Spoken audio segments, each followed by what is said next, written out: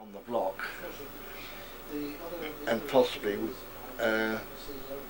I'd have a bit of a different brogue from the locals, so I was very isolated, really, I suppose.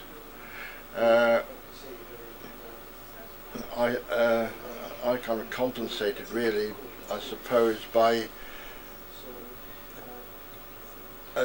losing myself in books. You know, I was an avid reader, so I kind of grew up with a love of language, and one of the aspects of having a stammer is that you are constantly tuning in to the actual process of speaking rather than the actual words you're speaking. So I got a good ear for language and for dialect, and I found that I had a flair for writing. I could express myself on the page in ways that I couldn't do in speech. So that was a kind of compensation, I suppose. I did very well in school in English. We had what was called then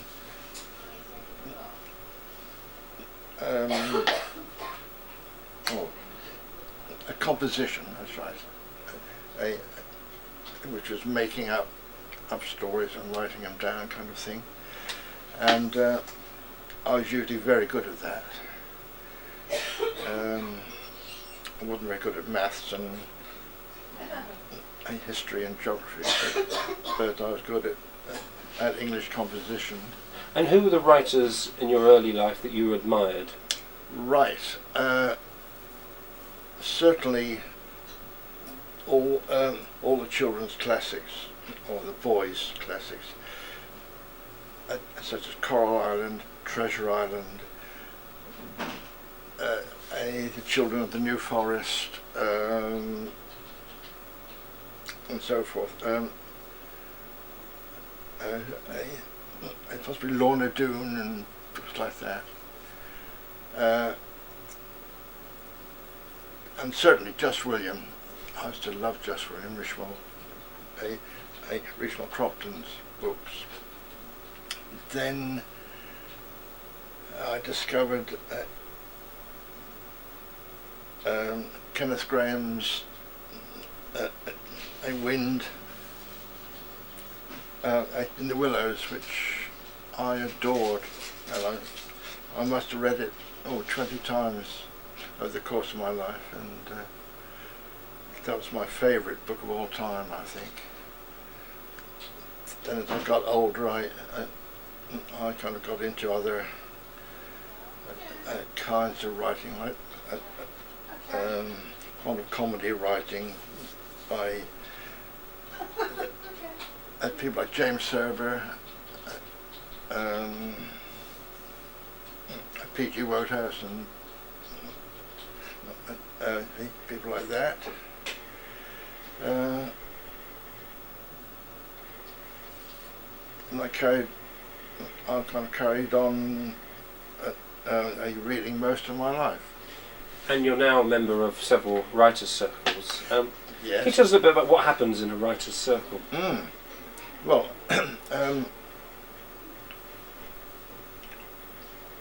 it varies from circle to circle.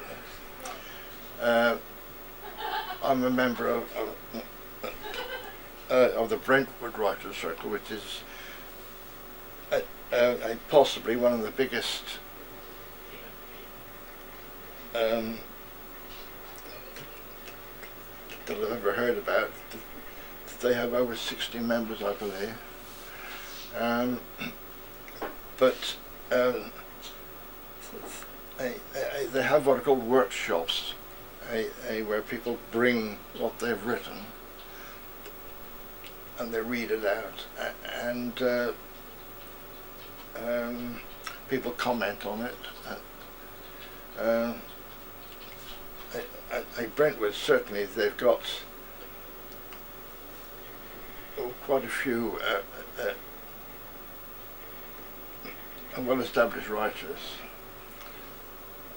Some are professional, and you have people like Sylvia Kent, who's a journalist, Ivy Lord, who's a novelist with quite a few novels behind her, and they give their kind of critique rather than criticism, if you know what I mean. And